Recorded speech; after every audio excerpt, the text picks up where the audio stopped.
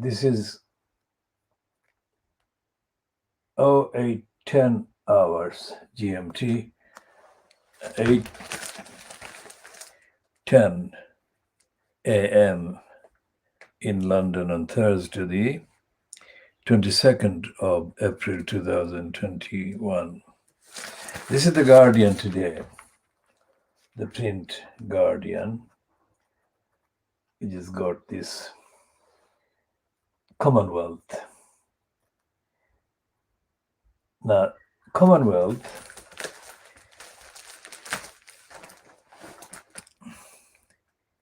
neglect of Commonwealth victims of war fueled by racism, says report. Now, this is how many years since I confronted the racist Labour Prime Minister, James Callaghan.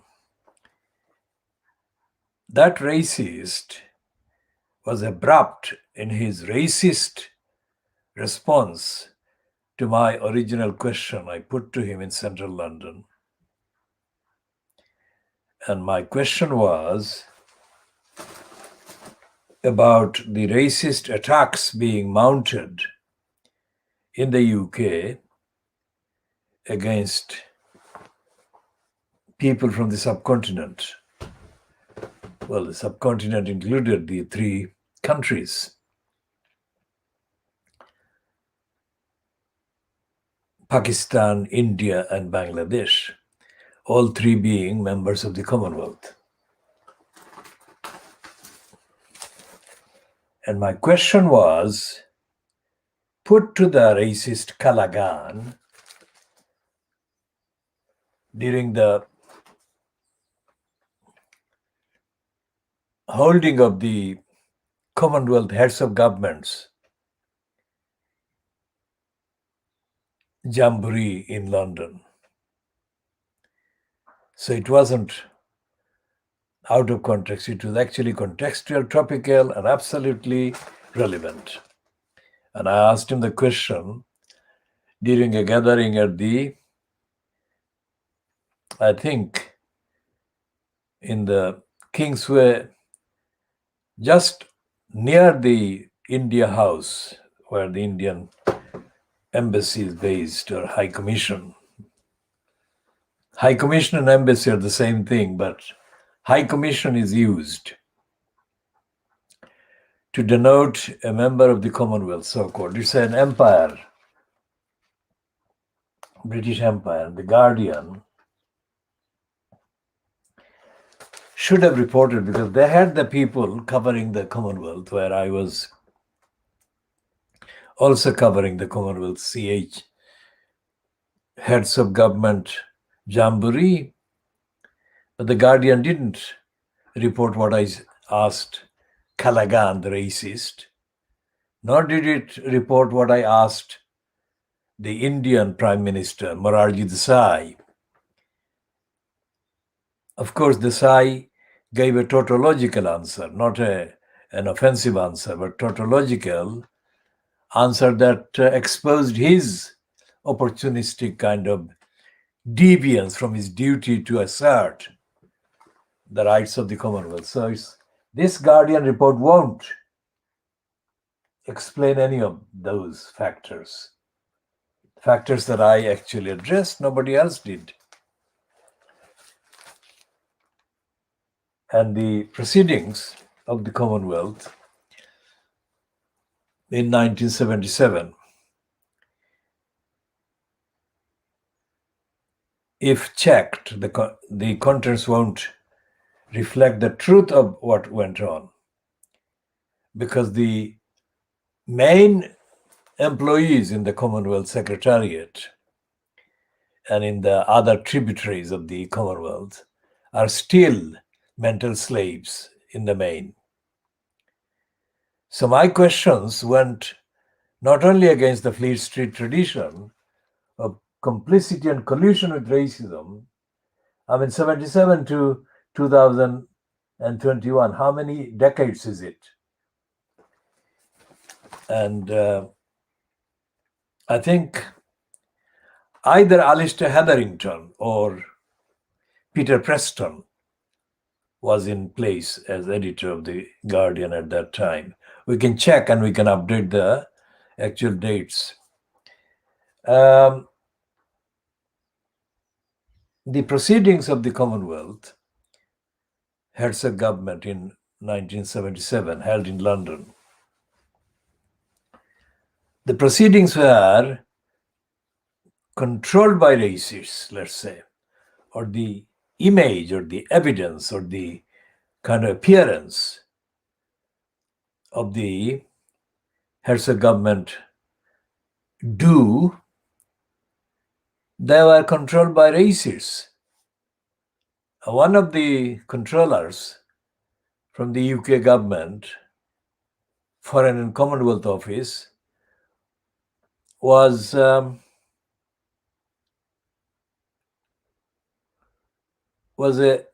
relative of Peter Snow, John Snow. There was a Snow there.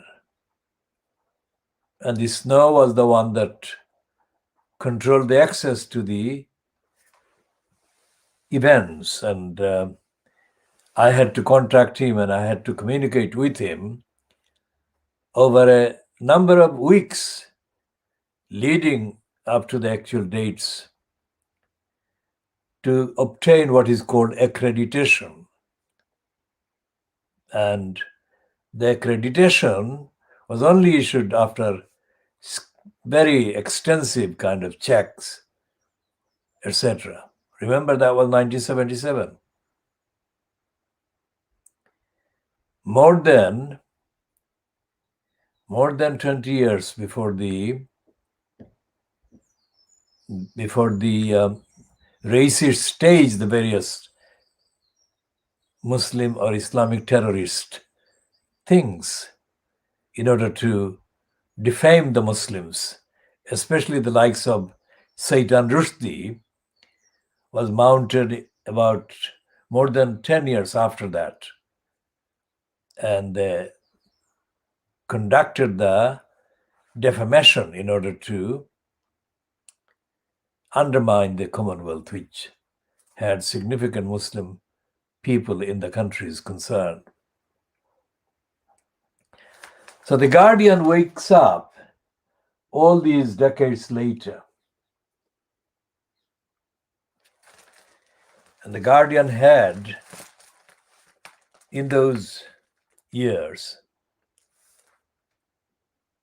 a wanton racist called James Cameron. Well, Cameron is a racist name anyway, in terms of the evidence and the references. Cameron, David Cameron, James Cameron also appeared as the voice on his BBC radio slot carried on the World Service. And this Cameron, who spoke with an identifiable speech characteristic or challenge, abused his position as a Guardian columnist, which was the kind of rationale for the BBC opportunistically giving him that particular slot on the radio. So James Cameron complained that Oxford Street, he said in a radio broadcast by the BBC, that he couldn't hear any English speakers in Oxford Street. That was grotesque, inaccurate, untruthful, and anti-Arab. Because in the area around the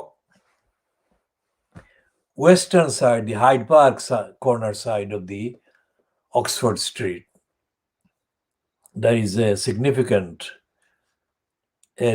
part occupied by people from the Arabic-speaking countries. And these are the people who bring untold amounts of money and cash and so on to keep British economy going, apart from the other money and wealth that they bring. So Cameron was targeting the Arabic speaking people. It has never been, Oxford Street has never been the kind of shopping area in London or of London where English has not been heard. It has always been English speaking. The shops are English speaking, the customers speak English, even though many of them happen to be Arabic speaking in terms of their mother tongues. And Arabic is a language that has got various versions and forms relevant to and arising from and caused by and is in use in various countries depending on the particular territory and territorial kind of reality. So I don't want to read neglect of Commonwealth victims of war fueled by racism. It's not news to me at all. The Commonwealth itself has been dominated by racist narratives and the records and the proceedings. And access to the evidential documentary resources of the Commonwealth so-called Secretariat is very severely restricted by criminals, racist criminals that control the access. And none of those realities will be admitted in the piece they call exclusive by Rajiv Sayal. Now, Rajiv Sayal is a name, Hindu origin, Indian origin name.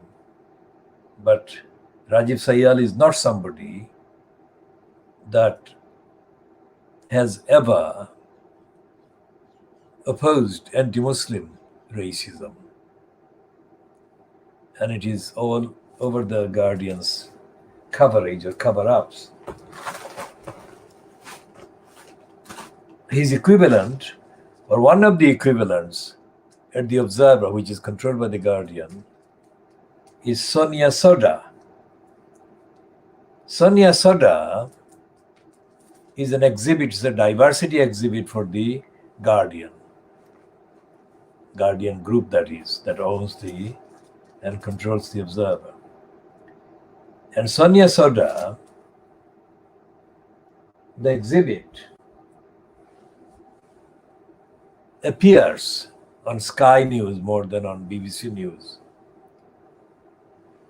along with the racist, anti-Muslim, Brexiteering liar, proven liar,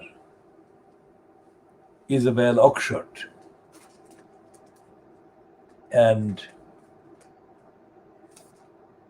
on one occasion, Isabel Oakeshott was condemning Muslims. Instead of rigorously checking and fact-checking that condemnation, Sonia Soda nodded her head in agreement with Isabel Oakeshott. And the message was sent that Muslims were bad ones. Even when a proven criminal, racist liar like Isabel Oakeshott was the source of that message. Now, the Guardian has got the item India, Life in a COVID Nightmare. And it is byline to a woman called Hannah Ellis Peterson. Now, all the Guardian's stringers and so-called one-off kind of reporters based in New Delhi never, ever tell the truth about the various dysfunctions in the regime. So this piece I don't expect to tell the truth. So, but we shall display the page. This is the one with the women's photograph, that one. That is the Delhi-based woman, Hannah Alice. Whatever. So, but let's look at the actual contents. Hannah Alice Peterson is shown as writing from Delhi. And she starts philosophically. Looking out over a sea of jostling, maskless faces,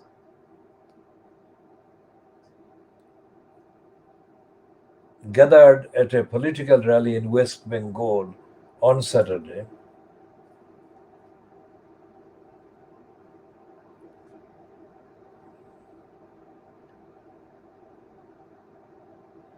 the Indian Prime Minister Narendra Modi proudly proclaimed that he had never ever seen such huge crowds. A mask was also noticeably absent from Modi's face.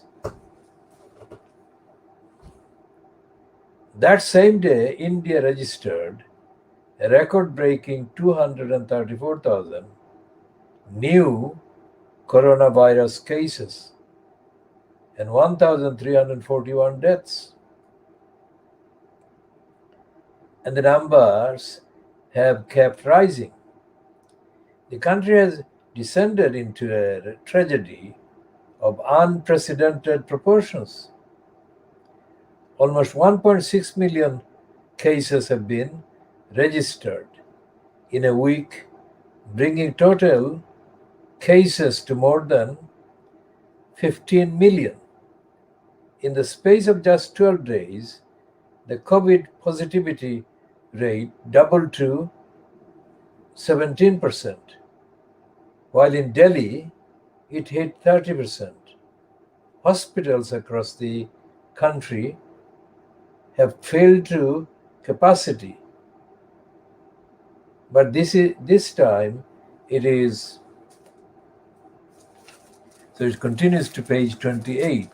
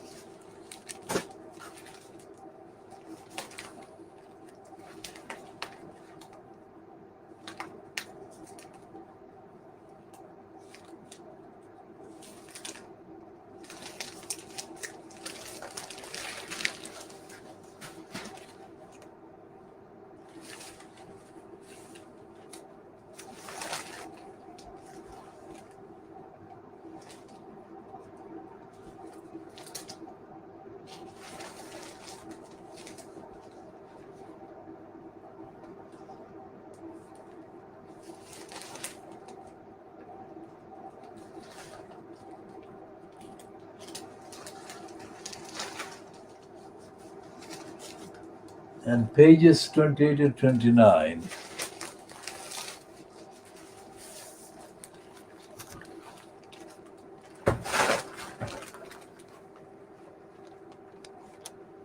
So this is the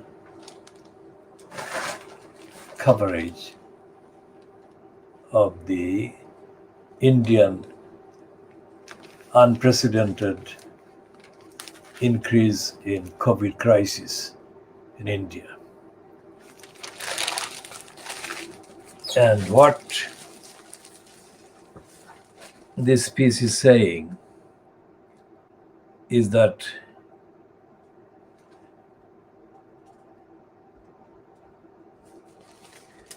continuing from the first page,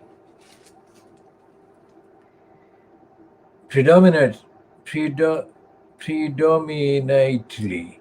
There's a spelling error in The Guardian, which is not news to readers of Private Eye, which has renamed The Guardian as Guardian as an intentional distortion of The Guardian's spelling to typify The Guardian's habit of spelling errors. Now, this one is predominantly the young taking up the beds in Delhi. 65% of cases are under 40 years old. And it is saying that while the spread of the virus has been partly blamed on a more contagious variant that has emerged in India, Modi's government has also been accused of failures of political leadership from the top, with lax attitudes emulated by state and local leaders from all parties and even health officials across the country, which led many to falsely believe recently that India had defeated COVID. Leadership across the country did not adequately convey that this was an epidemic which had not gone away, said K. Srinath Reddy, president of the Public Health Foundation of India. Victory was declared prematurely, and that ebullient mood was communicated across the country, especially by politicians who wanted to get the economy going and wanted to get back to campaigning. And that gave the virus the chance to rise again. In West Bengal, where Modi's government has refused to curtail the drawn-out state elections that is Bharatiya Janata Party is hoping to win, Modi and his Home Minister Amit Shah continued their road shows into this week, even as queues of ambulances lined up outside hospitals across India. On Saturday, the same day as Modi's rally, the state registered 7,713 cases, the highest since the pandemic began. 3 candidates running in the election have died from the virus. By Sunday, Modi-made disaster began trending on Twitter. Doctors on the front line broke down, speaking of the deluge of dying COVID patients they had been unable to treat due to a lack of beds and inadequate state and central government preparation. Dr. Amit Thadhani, director of Nirmaya Hospital in Mumbai, which is only treating COVID patients, said he had given warnings about a virulent second wave back in February, but they had gone ignored. He said now his hospital was completely full, and if a patient gets discharged,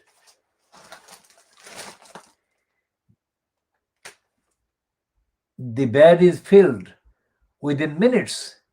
10 days ago, the hospital ran out of oxygen, and the list goes on. Now, if anyone was listening, when Modi took over, well, before even he personally took over as Prime Minister, the Bharatiya Janata Party was making false promises, absolutely false promises, knowing that it was making false promises. And all the warnings that they were lying, they were lethally lying to damage the safety of people, welfare of people in India. But the Guardian didn't publish the evidence, nor did the Times, nor did the I newspaper, none of the UK, none of the Fleet Street papers told the truth about India. And the truth about India is, and has been for 74 calendar years, that hundreds of millions of people right across the Republic of India, what is now Republic of India, hundreds of millions of people are daily neglected by whoever has had the official occupation of the government in central kind of government. But none of that failure, hundreds of millions. Remember what I'm saying? Hundreds of millions. Now, this rate, these statistics that the Guardian is forced to kind of publish today is not the statistics that was unpredictable. It was predictable as it refers to the Mumbai hospital doctor making the warning in February. But the Guardian, as we have said, makes up stories and suppresses the truth about the violations of people's rights by the Indian state, central government, and provincial governments. And it is still suppressing the truth about Modi's rally, because Modi is focusing on West Bengal because it borders on Bangladesh, and it's the next Indian kind of province nearest to Assam. And Assam is the weapon, the tool that Modi has been using to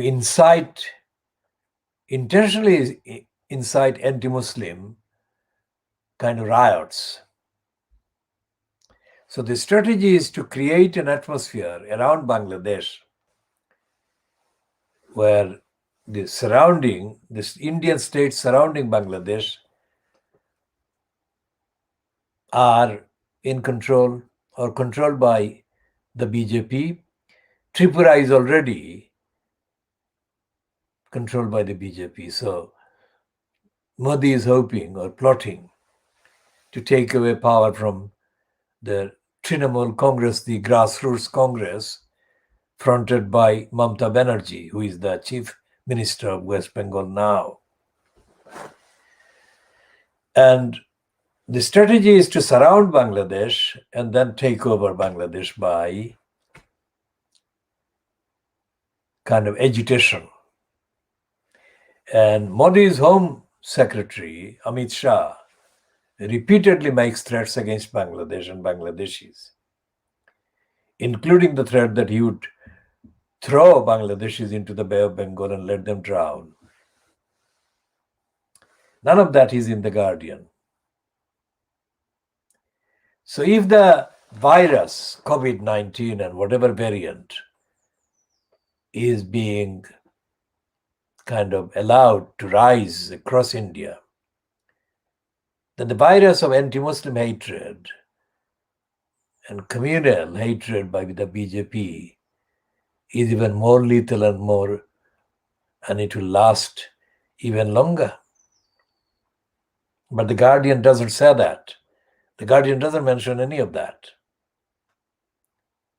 And that is why I said, even before reading the stuff, that it won't tell the truth. I mean, the report about the rising variant and spread of the incidence of infection and deaths from the COVID-19, these are already reported widely by the news agencies, Reuters, and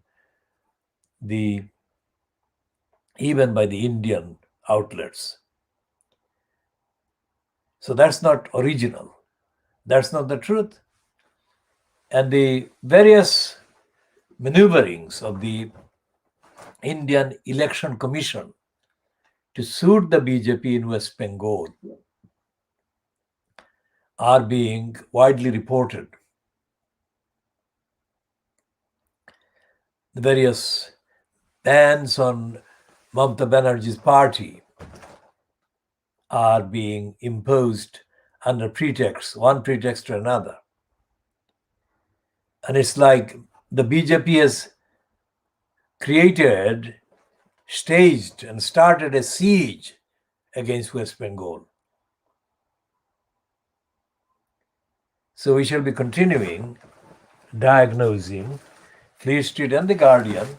The Guardian has a particular kind of platform for the Brahminists on the BJP, because not endorsing formally what the BJP is doing, but actually suppressing the truth about the BJP and the anti-Muslim agenda that has been going on for 74 calendar years. And what is going on in Kashmir is in many ways similar to what has been going on in Palestine, but in fact much worse. But the Fleet Street doesn't refer to that. Now, why is it important? Because there is a lot of reparations to be made by the imperialists. Commonwealth is a word for actually the imperialists, colonialists.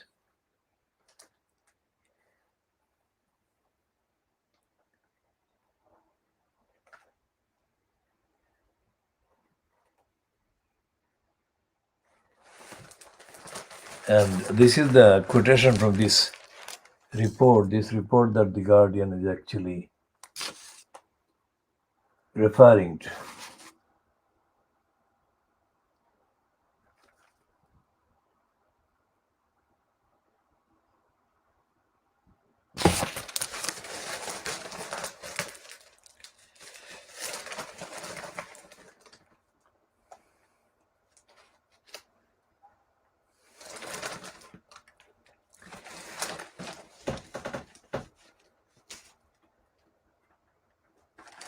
And we say it, I mean, one of the things we keep saying about this program and our analysis, that this is world exclusive diagnosis of Fleet Street.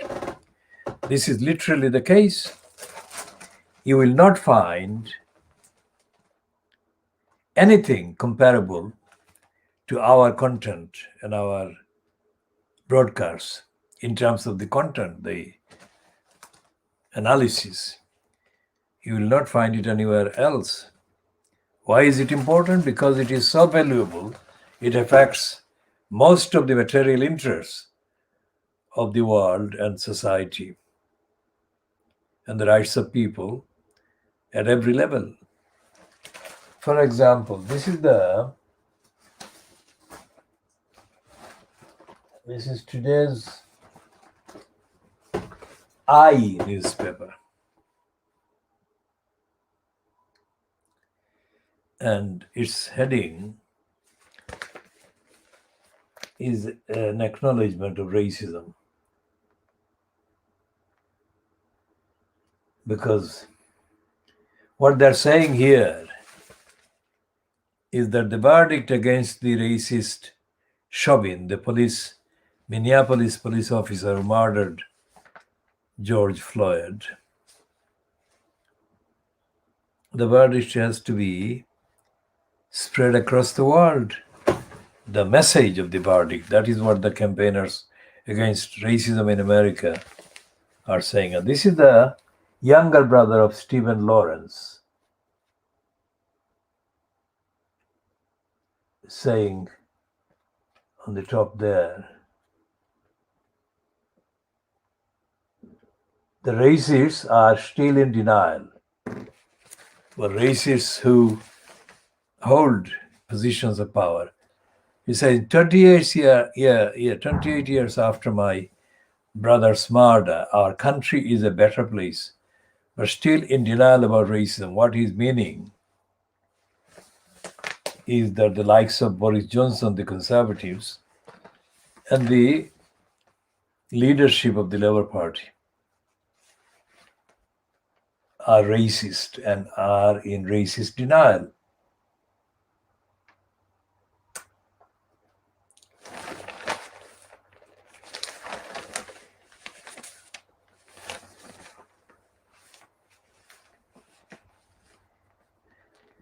And this is this piece in the I newspaper has got a rare but very long overdue, truthful kind of call.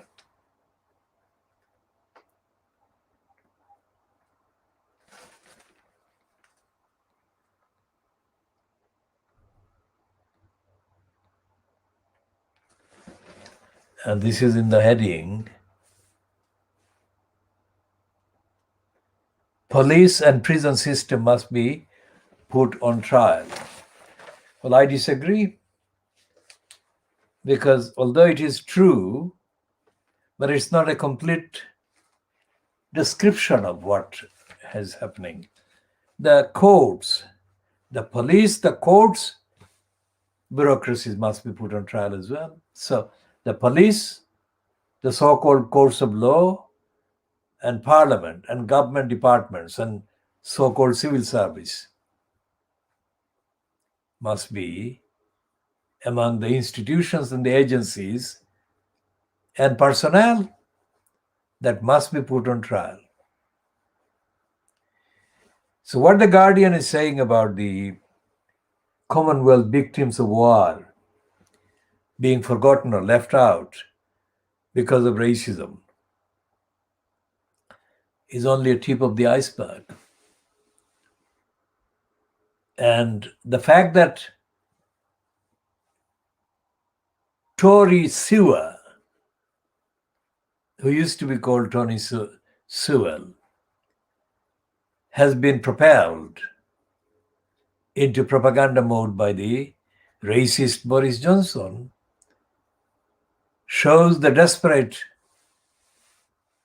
kind of state of denial on Boris Johnson's part and on the part of his stooges.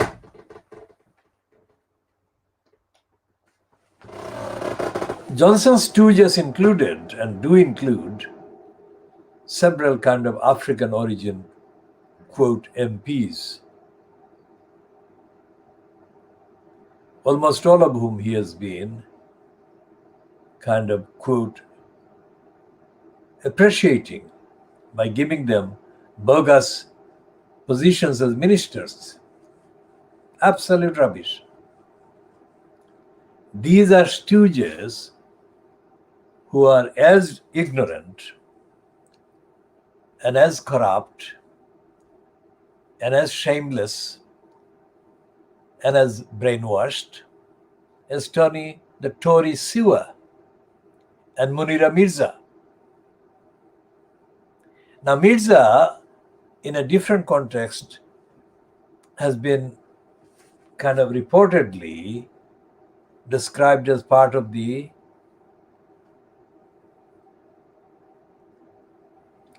influential women around Carrie Simons.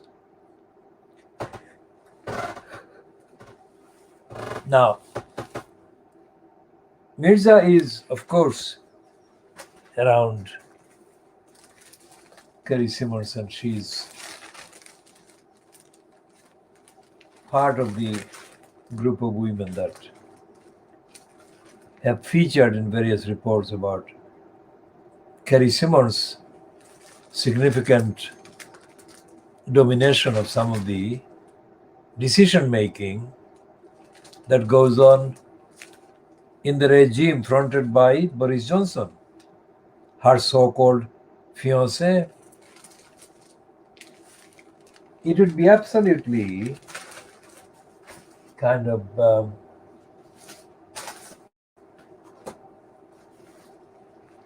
remarkable. After Allegra Stratton has been unplugged, as Andrew Pierce in the Daily Mail calls it,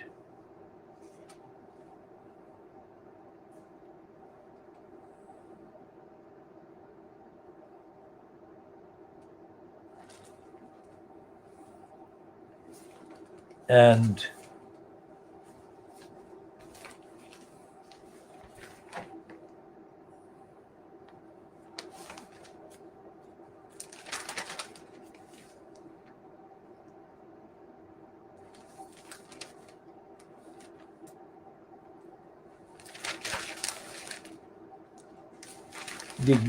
the gang or group of women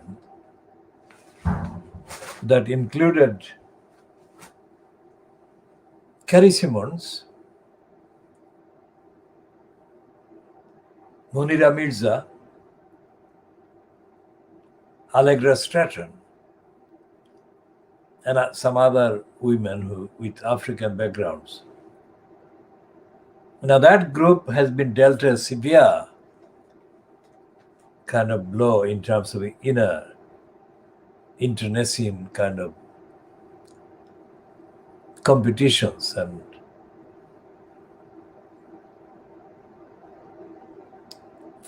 infighting inside the regime fronted by Boris Johnson. Because Allegra Stratton's departure from the spotlight, and which is being described by a smug Andrew Pierce in the Daily Mail today, that shows the beginning, at least in public, beginning of the process to end Carrie Simmons' hold over Boris Johnson-fronted government. But that doesn't really symbolize an end to racism and corruption. Because Mirza is the product of racist corruption, because she has been a key exhibit in the racist Boris Johnson's diversity display. And she has been with him at least from the beginning of the second term that Johnson was allowed to have as mayor at the expense of London. So Munira Mirza must have been aware of something to do with Jennifer Arcuri. Whether she met Arcuri or not has not yet been publicly published. But her becoming close to Johnson and her performing the role as one of Johnson's ethnicity-linked advisors became a reality starting from the second term that Johnson was allowed to have as the so-called mayor in the name of London.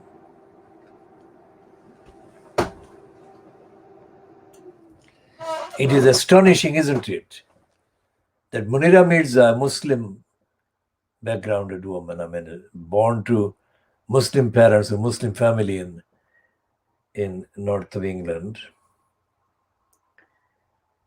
that she has been in paid post or in paid posts in the regimes fronted by Johnson, either when Johnson was abusing London by claiming to be the mayor in the name of London, or since he became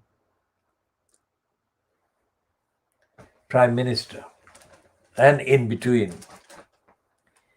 That all these years Johnson has been lying. All these years Johnson has been repeatedly insulting Muslims.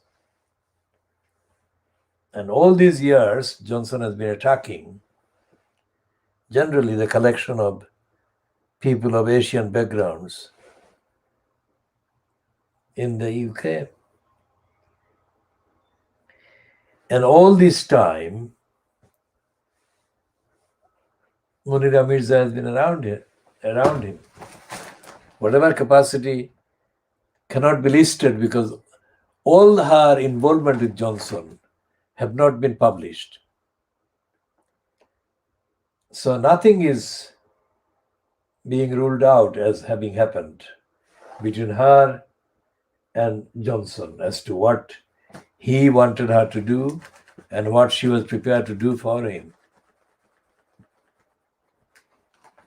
I mean, the fact that the foreign kind of diplomat, the woman from France, until she retired recently, told the Times newspaper that, of course, Boris Johnson is a congenital liar. The fact that a former French ambassador to the UK found enough evidence to substantiate her saying that Johnson was and he remains a congenital liar.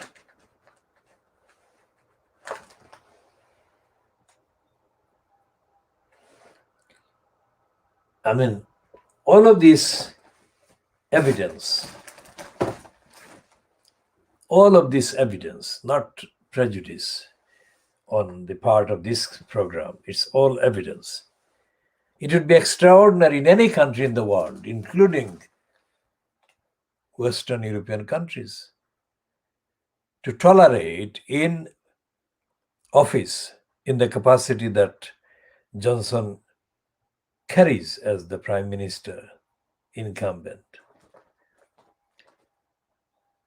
All the evidence are accessible publicly, and they are not deniable because everything referring to Johnson as a liar has been repeated many times over and over and over, and he has not been able to really deny the fact that he has been a congenital liar.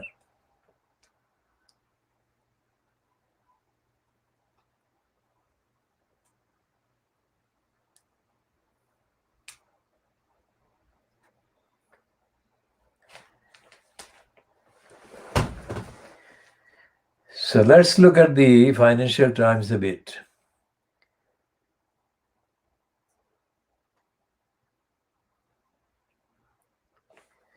And this is an incredibly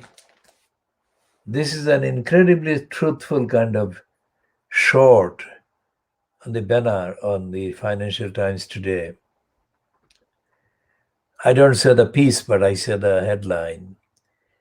UK's law standards. Johnson is part of the problem, not the solution. Now, this is something that we have been saying right from the beginning. The Financial Times is running this today for the first time, as far as we can see and refer and recollect. And it's a piece byline to Robert Shrimsley, page 23 of today's Financial Times.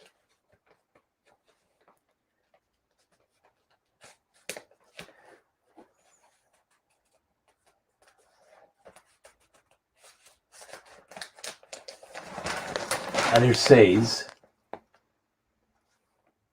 Johnson is not the man to clean up public life. Absolutely true.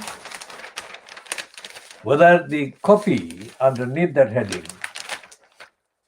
is substantiated is another matter, but that is the headline. In the Financial Times of Thursday, the 22nd of April 2021.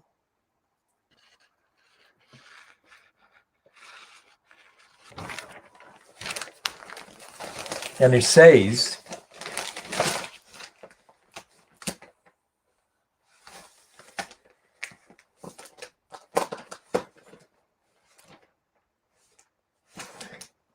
so much for cometh the hour, cometh the man.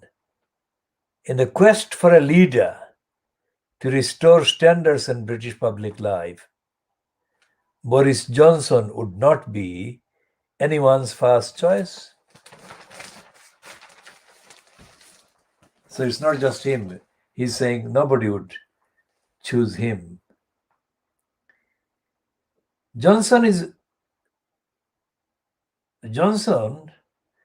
radiates contempt for rules and conventions. Absolutely true. It is not that he does not see the need for them, it is simply that he has made a career out of proving they do not apply to him.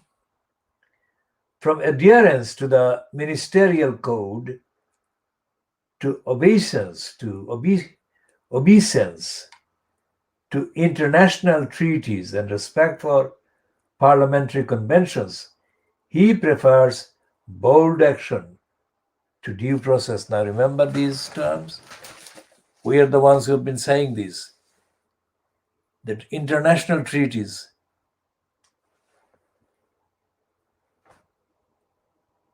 and agreements, conventions, UK has been a signatory to, and those have been contemptuously, persistently violated by Johnson and the cabal. And Fleet Street has not said a word about even the fact that those conventions do exist. And so much of what Johnson says is absolutely inaccurate, untrue, untruthful, and contemptible lies. For example, not just Johnson, let's say, but let's start with Johnson. Johnson, when he spews anything,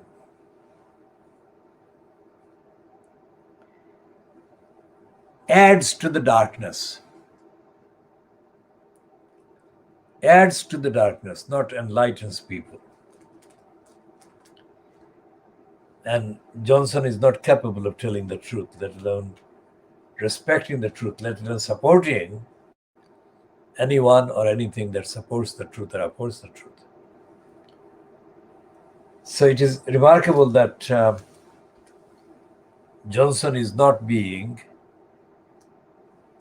seen as the first choice, as Robert Shimsley says.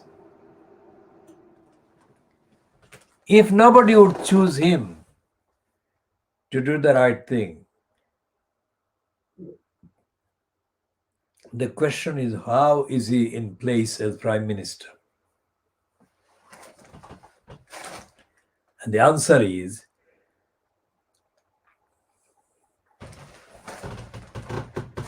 the opposition in Parliament, which is supposed to oppose the wrongdoing and the lying,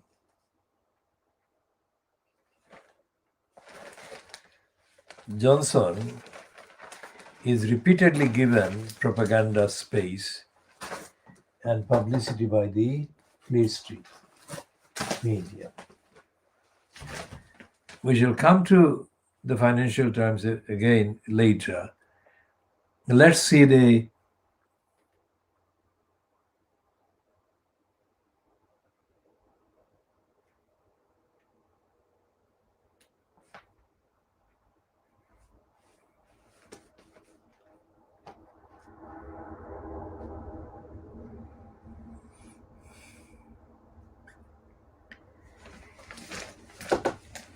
we shall come to the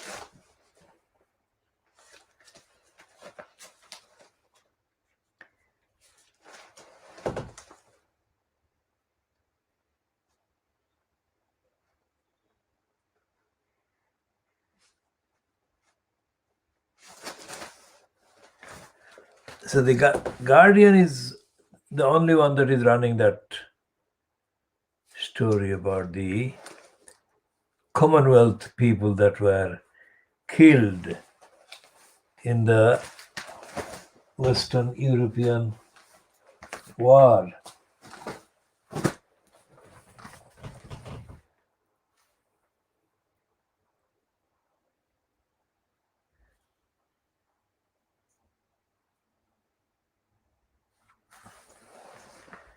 And there is this Times piece on the front page of today.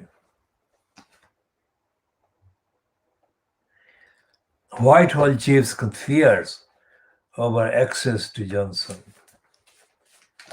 Apparently, Johnson has got the mobile number, which victims and others want to ring.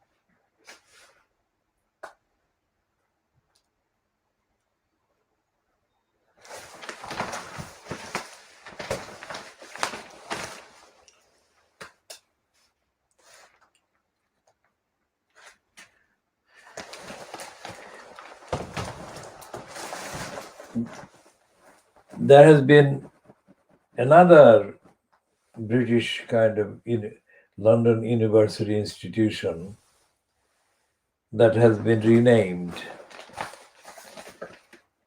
over slavery link, and it's the Cass Business School. So the Cass Business School, physically located near Tower Hamlets, let's say, in the City of London part that borders Tower Hamlets, or borders on Tower Hamlets. But these changes to the names and the attendant or accompanying narrative, they don't actually admit that racism is bad. What they're doing in the coverage is being racist under the cover of the particular slave owning slave trader being replaced from the records or from the memorials. And this is where the problem is, because they always suggest that things are no longer racist. They were racist and kind of humanitarian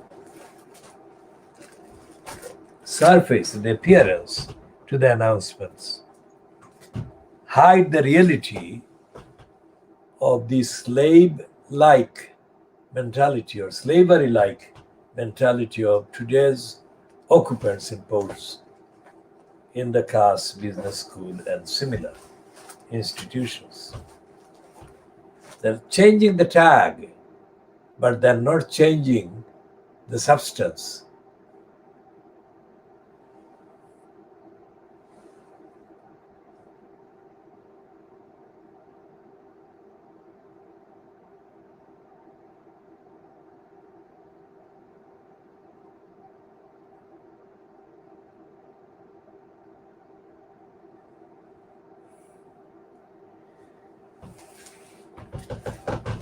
Because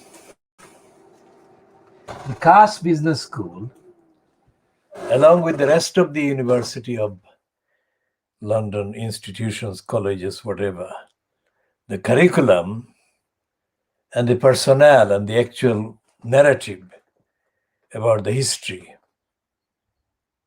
are not being changed. And as the brother of Stephen Lawrence has shown in his piece, 28 years on after his brother was murdered by racists in Eltham,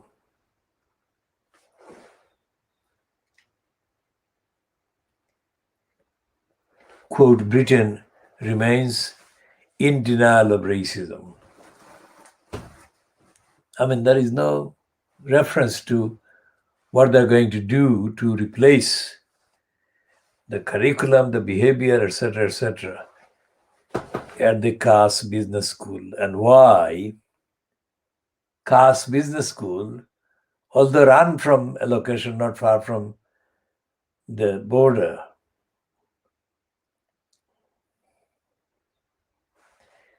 the Cass Business School will remain in the same mode, and there will be kind of, in effect, they will be treated as having done their moral duty.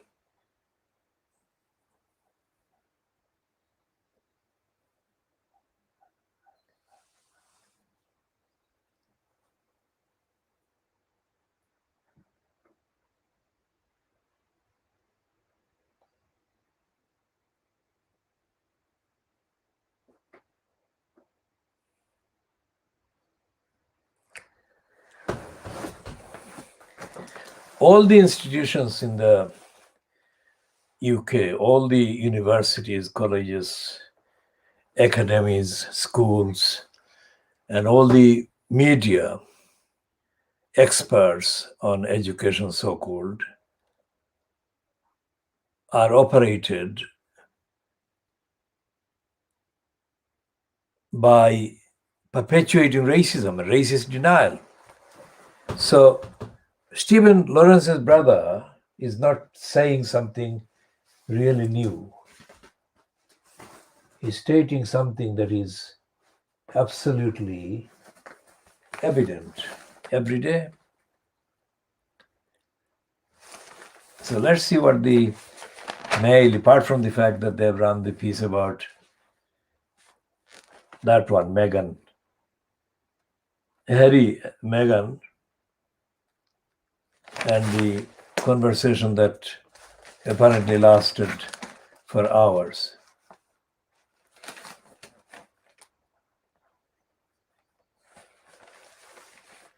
Now they're saying that the Chinese were being farcical in the claim that they made of helping people in the poorer countries. That is to say, the Chinese foreign aid. They're calling it foreign aid farce. Chinese foreign aid farce.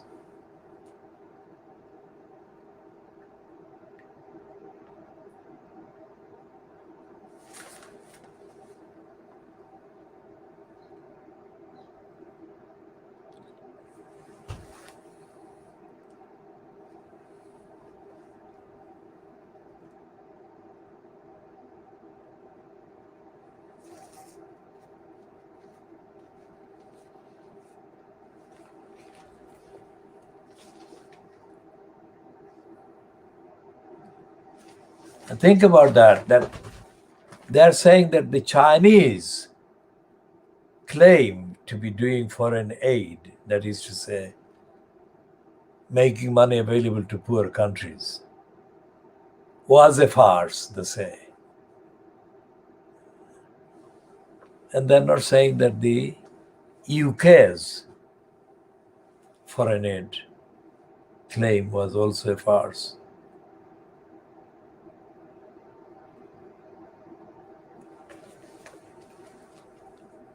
What does it show?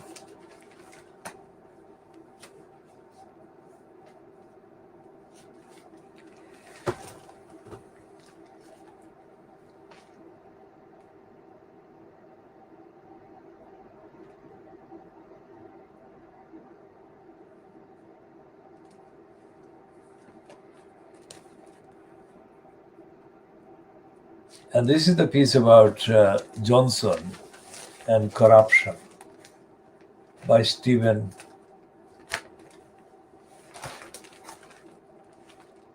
Glaber.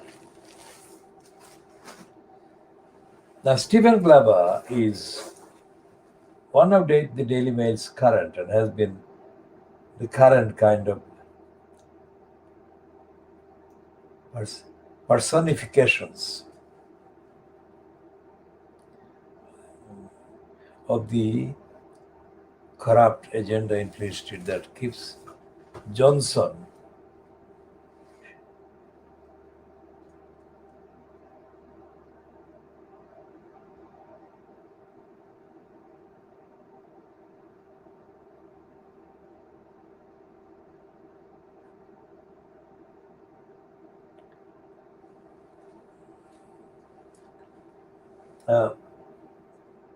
Stephen Glaber has been less kind of contemptible than the likes of Rod Liddell in denying racism and supporting the denying racism while supporting the racist agenda. So this one,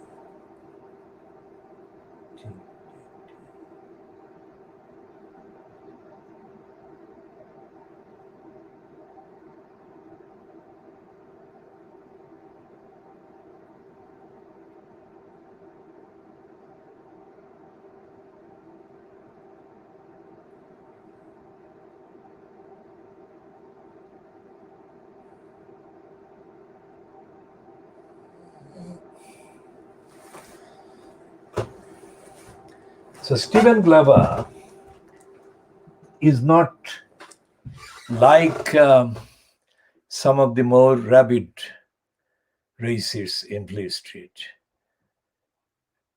but he carries the same narrative, the same agenda, the same apologia for racists and sleazers and crooks.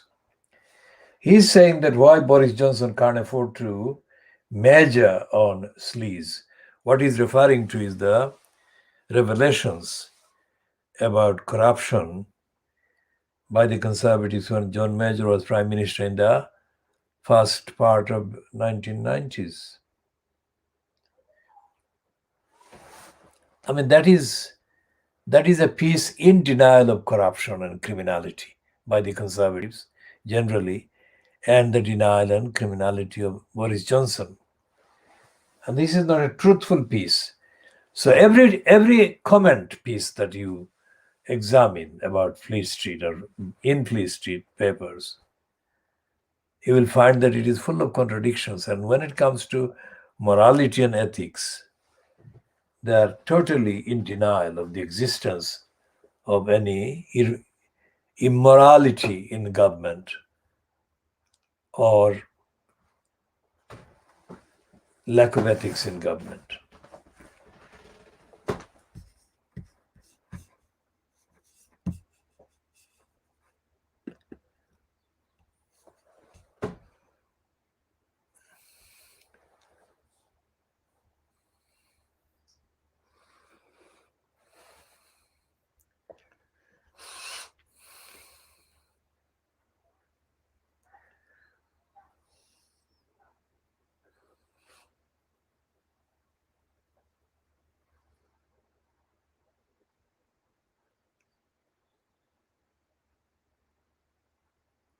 So there is on the banner running underneath the image, the wrong time. It's not giving today's date or time.